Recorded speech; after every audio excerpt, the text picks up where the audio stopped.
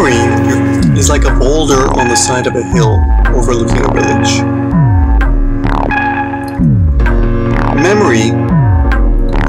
Memory is like a boulder on the side of the hill overlooking a village. If the earth shakes, the villagers know they are on the path of its rolling destruction.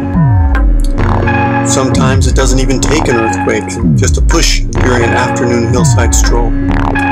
You see, I had nudged the boulder, more just to test its weight than anything else, and it moved.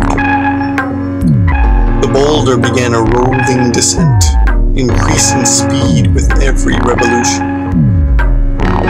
I couldn't run fast enough to stop it, and even if I could, it was larger than me. I couldn't stop it.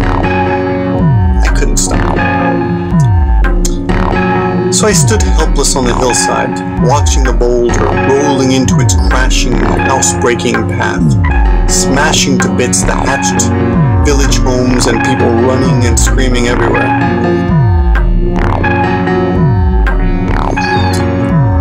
And when the boulder had crushed through the village to the edge of town, it still had enough force to roll up the opposite hill a bit, and then come to a halt.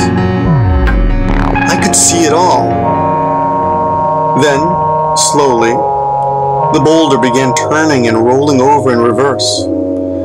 The presence of its great weight could be almost felt, like it was awakening slowly and remembering the anger it felt when it had last gone to sleep. I could see it all. Sometimes it doesn't take an earthquake, just a push.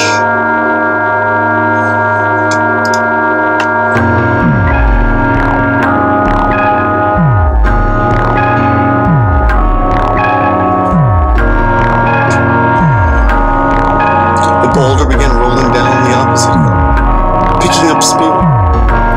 The villagers were beside themselves with anguish and panic.